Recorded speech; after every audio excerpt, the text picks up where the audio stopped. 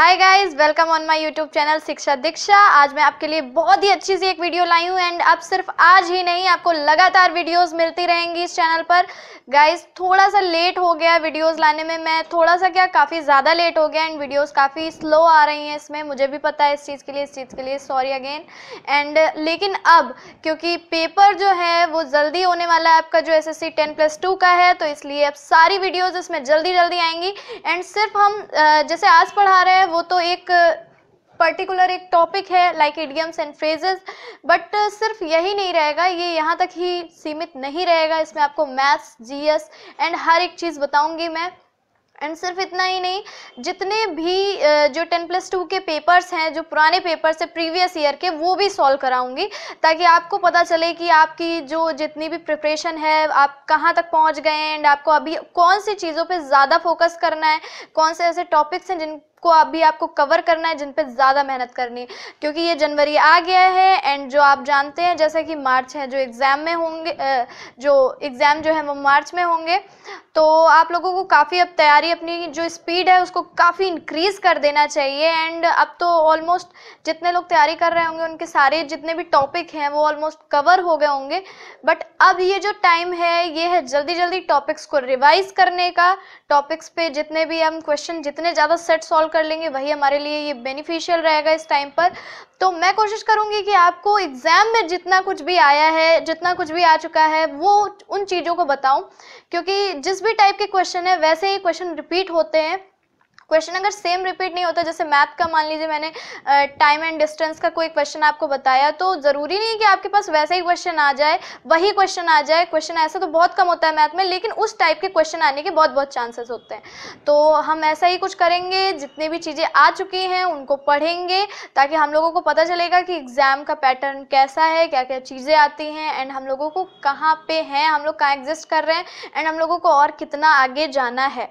तो इस चीज़ को अपने माइंड में रखिए गाइज। एंड चलिए आज से स्टार्ट करते हैं। एंड आज से मेरा प्रॉमिस है कि आपको यहाँ पे SSC 10+2 के लिए, जो कि अभी नियर बाई एग्जाम है, इसलिए अभी जो हमारा मेन फोकस है वो SSC 10+2 का है, CHSL एग्जाम का है, तो उसके लिए आपको मैं पूरा रेडी करवा दूँ, तो बस मेरे लिए यही सबसे बड़ी बात है। एंड फिर उसके बाद आगे जितने एग्जाम होंगे हम उन पर भी फोकस करेंगे।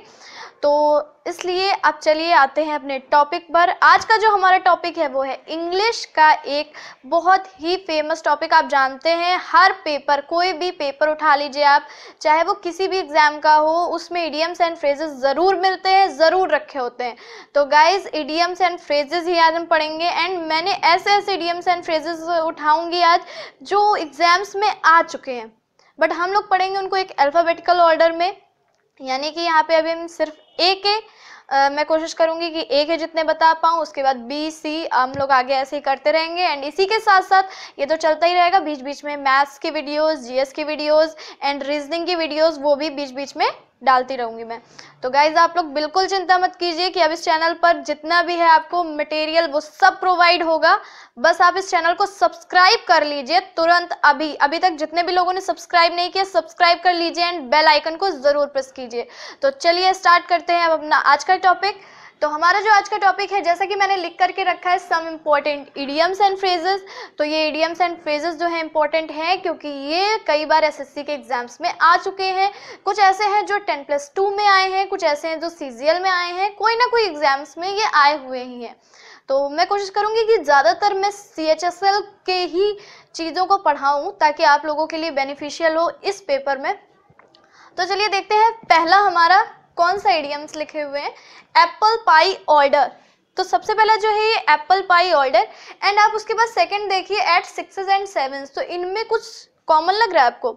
अगर आपको नहीं लग रहा है तो फिर मैं बता देती हूँ कि इनमें वैसे तो कुछ कॉमन नहीं है, बट ये एक दूसरे के अपोजिट हैं। अगर हम इनको बोलें कि एप्पल पाई ऑर्डर यानी कि बहुत ही सुव्यवस्थित तरीके से, और अगर इसी की जगह हम एट 6s and 7s की बात करें तो बोल सकते हैं बेतरतीबी से या फिर बहुत ही बेकार तरीके से। जैसे कि मान लीजिए रूम है, रूम को अगर हमने काफ़ी अच्छे तरीके से उसको डेकोरेट किया हुआ है, हर एक सामान अपनी जगह पर है, तो अगर हमें कोई उसके लिए यूज़ करना होगा इडियम तो हम यूज़ करेंगे एप्पल पाई ऑर्डर का।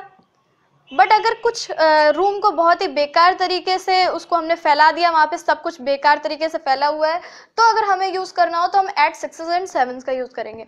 तो चलिए अब इसके लिए हम लिखते हैं कि एप्पल पाई ऑर्डर के लिए आपको ऑप्शन किस टाइप के मिलेंगे और आपको कौन सा टिक करना है।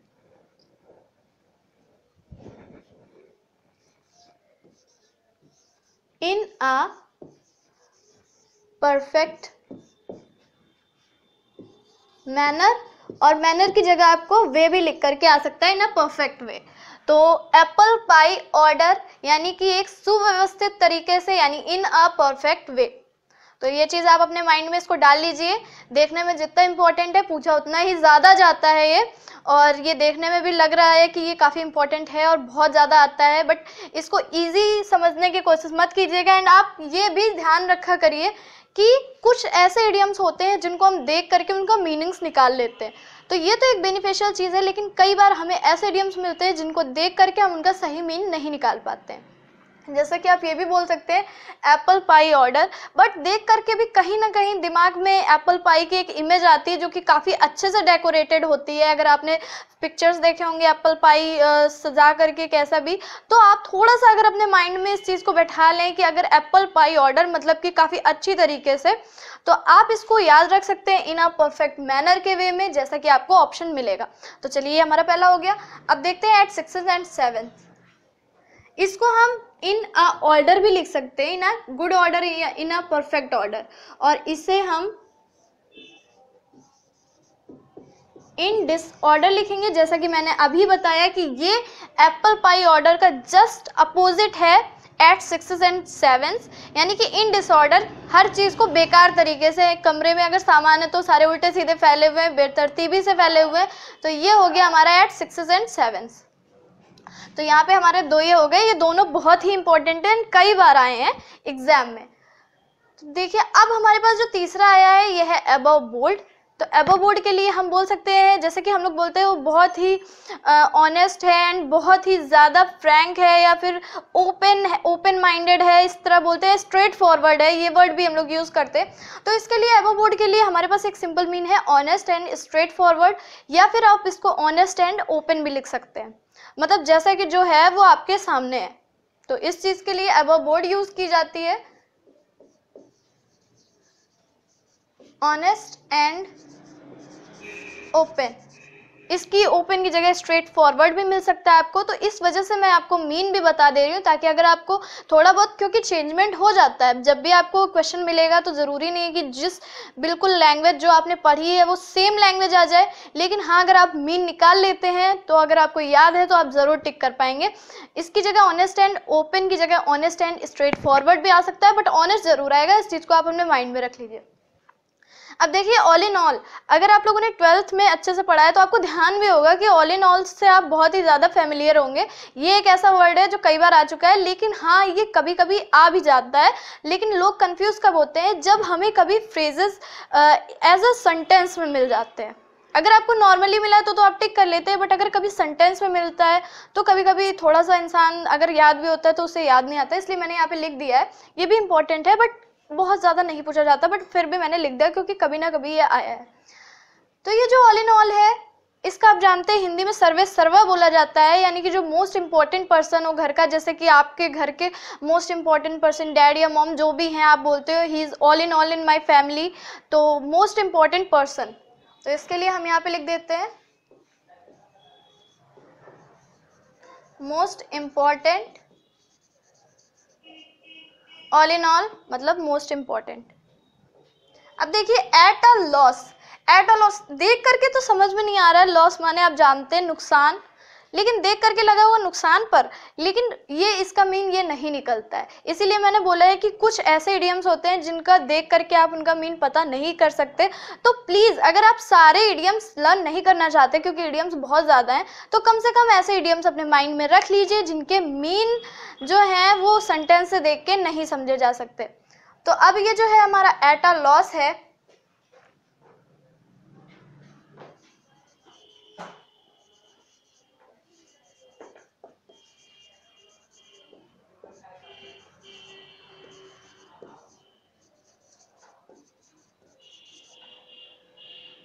कांट बी डिटरमाइन परफेक्टली, इसको आप एट अ लॉस का मतलब है कि आप इसको निश्चित रूप से समझ नहीं सकते, ये आपका इसका मीन है। एट अ लॉस से आपको ये परफेक्टली समझ में नहीं आएगा, इसके एक दो मीन और हो जाते हैं, इसलिए आप इसको याद रख लीजिए, कैंट बी डिटरमाइन परफेक्टली।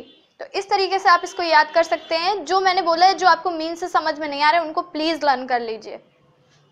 अब देखिए, एट अ स्टोन्स थ्रो, तो देखने से लग रहा है कि आप पत्थर फेंकने का, लेकिन हाँ अगर आप मीन्स से थोड़ा सा आगे सोचें, मीन्स को ही अगर आप जो इसका निकाल रहे हैं उसको थोड़ा सा, जैसे आपने पत्थर फेंका तो वो कितनी दूर जाएगा, क्या आप ऐसा तो कर नहीं सकते ना उसको 10-15 किलोमीटर दूर फेंक दें, जितनी आपने एनर्जी लगाई उसी हिसाब से आपका पत्थर दूर गिरेगा, बट जितना भी गिरेगा वो बहुत ज्यादा दूर नहीं होगा, आपको दिख रहा होगा। तो एट अ स्टोन्स थ्रो का मतलब है वेरी नियर, बहुत पास।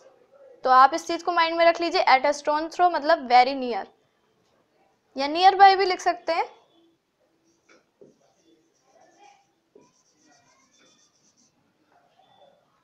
अब देखिए, एन एप्पल ऑफ डिस्कॉर्ड, ये भी इससे भी फेमिलियर होंगे। An apple of discord, a cause of quarrel बोलते हैं इसे, झगड़े की जड़। तो झगड़े की जड़ आप इसको याद रख लीजिए। एन एप्पल से देखिए दो आए, apple pie order and an apple of discord. तो इसका जो हिंदी मीन होता है वो होता है झगड़े की जड़, एंड हम इंग्लिश में लिख सकते हैं कॉज ऑफ क्वेरल।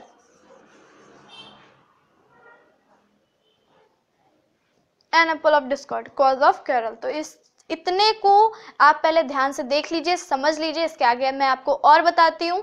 लेकिन अभी तक जितने भी लोगों ने इसको लर्न नहीं किया है या उनको कुछ भी इसमें इम्पोर्टेंट लगा है, तो वो इस वीडियो को पॉज करके उसको प्लीज नोट कर लीजिए। तो गाइज अभी आपने जो पढ़े उसके आगे मैंने अब और ये लिख दिए हैं यहाँ पर बोर्ड पे, ताकि मैं आपको और आगे के बता सकूं। लेकिन हाँ, मेरी एक रिक्वेस्ट है, पहली चीज तो यार ये जो मैंने अभी पहले स्टार्टिंग में बोला है वही, कि आप प्लीज चैनल को सब्सक्राइब कर लीजिए। देखिए अब कोई भी लेट नहीं होगा, अब सारी चीजें आपको परफेक्टली इन ऑर्डर मिलेंगी, हम बोले तो इन एप्पल पाई ऑर्डर, जैसा कि मैंने अभी पढ़ाया था। आपको हर एक चीज उसी जगह मिल जाएंगी, जीके से लेके मैथ से लेके सब कुछ पढ़ेंगे। और हाँ, दूसरी रिक्वेस्ट जो है मेरी वो ये है कि प्लीज आप चीजों को जितना ज्यादा, देखिए मैं ये नहीं कह रही हूँ कि आप रट्टू तोता बन जाएं, आप किसी चीज को बस रटे जा रहे, बट कुछ चीजें ऐसी हैं जो हमको याद करनी पड़ेंगी अगर आप टाइम बचाना चाहते हैं एसएससी के लिए। अगर आप चाहते हैं कि आप चीजों को देख के तुरंत टिक कर दें, तो ये तभी हो सकता है जब चीजें आपके माइंड में एकदम बैठी हैं, या तो आप उनको कई बार पढ़िए। तो ऐसा ज्यादातर हो नहीं पाता है, क्योंकि हमारा जो सिलेबस है वो इतना ज्यादा वाइड है कि अगर हम पढ़ते हैं तो हमें बहुत सारी चीजें हैं, आज हम ये पढ़ रहे हैं तो कल हमको दूसरा कुछ पढ़ना होता है, हम चीजों को बराबर रिवीजन नहीं कर सकते। इसलिए कभी कभी कुछ चीजों को आप लर्न कर लिया करिए। जैसे कि अगर मैथ्स में अगर बात की जाए तो 30 तक के स्क्वायर्स, 20 तक के क्यूब्स, ये सारी चीजें याद होनी चाहिए। टेबल्स बोलते हैं याद होनी चाहिए, ताकि आपको मल्टीप्लाई ना करना पड़े, तुरंत आप उस चीज को कर सको।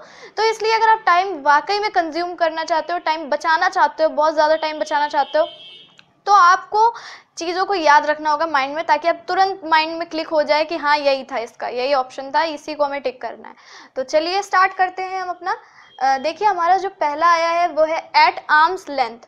तो एट आर्म्स लेंथ सुन के ही लग रहा है कि आर्म्स की लेंथ के बराबर, तो इसका मतलब आर्म्स की लेंथ के बराबर नहीं है, इसका मतलब है to keep at a distance, थोड़ी दूर पर रखना या थोड़ी दूर पर, आप ये चीज समझ सकते हैं, to keep at a distance. और ये जितने मैं लिख रही हूँ ये लगभग इसी वे में आते हैं, तो आप अगर इसको याद करोगे तो सबसे बेटर रहेगा। To keep at a distance, इस चीज को याद कर लीजिएगा, at arm's length, to keep at a distance. अब देखिए ये आया, इसका बाय मीन आप इसको सॉल्व कर सकते हैं। जैसे है एट द 11th और, तो देखिए आप जानते हैं कि 12 क्लॉक में 12 तक जाती है क्लॉक, तो अगर ये 11th पे है यानी टाइम काफी कम बचा है अब 12 होने के लिए, तो ये इसका मतलब हम ये समझ सकते हैं एट लास्ट मोमेंट, इसका मतलब ही यही है। एट द 11th और मतलब बिल्कुल लास्ट समय पे, बिल्कुल लास्ट टाइम पे, तो एट द लास्ट मोमेंट। तो आप इसको इस तरीके से याद रख सकते हैं कि एट द 11th और यानी कि 12 जल्दी ही होने वाला है, यानी कि टाइम बस खत्म ही होने वाला है, खत्म होने वाला है, यानी कि आप बिल्कुल नजदीक हैं लास्ट मोमेंट के। तो इस तरीके से आप इसको याद रख सकते हैं। बाकी इसका वो जो है वो तो मैं लिख ही दे रही हूँ एट द 11th और के लिए, एट द लास्ट मोमेंट, ये हो गया। अब बर्निंग क्वेश्चन, जलता हुआ प्रश्न, जिसको लोग बोलते हैं ज्वलंत, ये कहते हैं ज्वलंत प्रश्न है। आपने हिंदी में सुना होगा, कभी डिबेट्स होती हैं कोई पॉलिटिकल, तो वो लोग बोलते हैं ये ज्वलंत प्रश्न है, आप इसका जवाब दीजिए। यानी ये burning question and important topic, बहुत ही महत्वपूर्ण। ज्वलंत मतलब जल नहीं रहा है गाइस, ज्वलंत मतलब बहुत ही ज़्यादा महत्वपूर्ण है, बहुत ही ज़्यादा इंपॉर्टेंट है। तो अब बर्निंग क्वेश्चन मतलब एन इम्पॉर्टेंट टॉपिक, बहुत ही इंपॉर्टेंट है। जितने भी मैंने बताए सब आए हुए हैं, और कहीं भी मैं कुछ ऐसा नहीं आपको बता रही हूँ जो बाहर का कहीं का कुछ हो। तो अब burning question an important topic,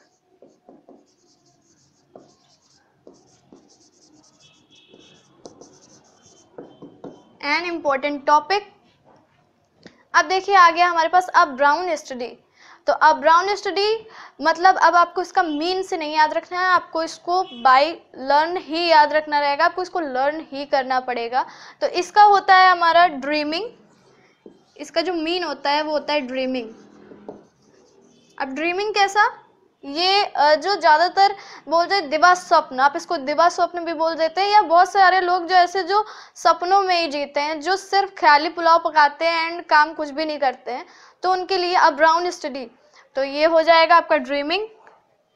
अब देखिए अ snake in the grass, a snake in the grass ये हमारे पास है, तो ये आप मीन से निकाल सकते हैं। स्नेक इन द ग्रास आपने सुना होगा कि छुपा हुआ सांप, या फिर ये सारी चीज़ सुना हुआ होगा आपका।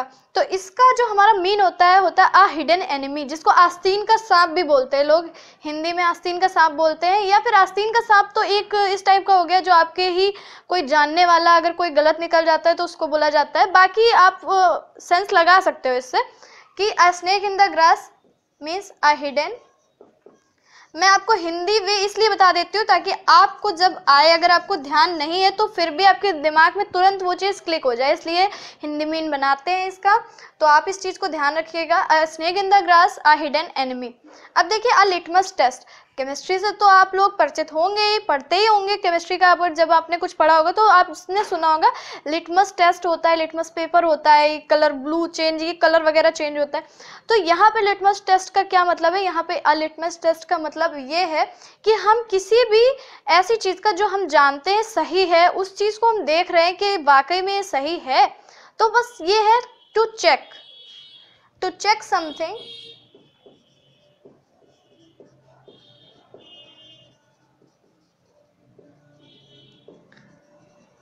that is correct or not,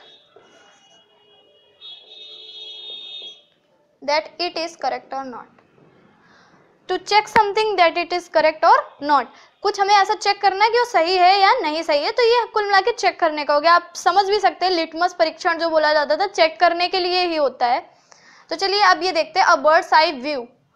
birds eye view आप ये इस चीज़ का भी अंदाज़ा लगभग लगा सकते हैं। बर्ड्स आई व्यू यानी कि बर्ड जो होती है आप जानते हैं कितना ऊपर उड़ती है, तो अगर बर्ड के व्यू से देखें तो हम काफ़ी ऊपर से काफ़ी चीज़ों को कवर कर सकते हैं। अगर हम आपने खुद देखा होगा कि जब अर्थ से बाहर अगर कोई चीज़ जाती है, कुछ भी जाता है, तो वो बाहर का एरिया पूरा कितना ज़्यादा कवर करता है। हम जितनी पास में होंगे हम उतना ही कम चीज़ को देख पाएंगे, और जितना ज़्यादा दूर जाएंगे हम उतना ही जो हमारा देखने का पूरा एरिया है वो उतनी ज़्यादा बढ़ जाएगा, वो व्यू जो होगा वो उतना ही ज़्यादा एक्सप्लोर हो जाएगा। तो अब देखिए अब birds eye view, a view from a high place that covers all, a view from a very high place. बस आप इसको इतना ही याद रख लीजिए, आप view from a very high place. तो गाइज आज मैंने आपको ए वाले जितने भी बताए हैं बहुत सबके सब इम्पोर्टेंट है, सबके सबको आप याद रखिए। वीडियो कैसी लगी लाइक ज़रूर करिएगा, कुछ पूछना हो तो आप कमेंट कर सकते हैं एंड कमेंट करते रहिए गाइज। कुछ भी ऐसा जो भी आपको अच्छा लगा या आप जिस टॉपिक को चाहते हो कि ये टॉपिक पढ़ाया जाए, तो अगर आप उसको कमेंट करेंगे तो अगर मैं देखूंगी तो ज़रूर उस टॉपिक को पढ़ाऊंगी। अगर मुझे लगा कि वो इम्पोर्टेंट है, जो आपका एग्जाम आने वाला है उसके वजह से अगर वो इम्पोर्टेंट है तो मैं ज़रूर उस टॉपिक को पढ़ाऊंगी। एंड आप चिंता मत कीजिए, अगर आप नहीं भी कहेंगे तो भी हम यहाँ पर एक सीरीज़ में हर एक टॉपिक पढ़ाएंगे, हर एक चीज़ें पढ़ाएंगे, तो आपको आप कहीं बिल्कुल भी परेशान होने की ज़रूरत नहीं है, बस ज़रूरत है इस चैनल को सब्सक्राइब करने की, हम लोगों के साथ में बने रहने की, लगातार वीडियो देखते रहने की। एंड लगातार वीडियो आप तभी देखेंगे जब इस पे वीडियो आएंगी एंड आप लोग बेल आइकन को प्रेस करेंगे। तो बिल्कुल मत भूलिएगा बेल आइकन को प्रेस करना। ये वीडियो कैसी लगी ज़रूर बताइएगा यार कमेंट में। एंड चलिए चलती हूँ मैं, अब नेक्स्ट वीडियो तुरंत आपको जल्दी से ही मिलेगी जो किसी और टॉपिक पे होगी। कोई ज़रूरी नहीं कि वो इंग्लिश पे ही हो सकता है वो इंग्लिश पे भी हो, लेकिन अभी मुझे खुद नहीं पता है वो किस टॉपिक पे होगी, बट कोई ना कोई इंपॉर्टेंट टॉपिक ज़रूर होगा जो कि आपके एग्जाम के वजह से इंपॉर्टेंट होगा। तो चलिए चलते हैं, अब नेक्स्ट वीडियो जल्दी से आप वेट कीजिए बस। तब तक के लिए बाय बाय, टेक केयर।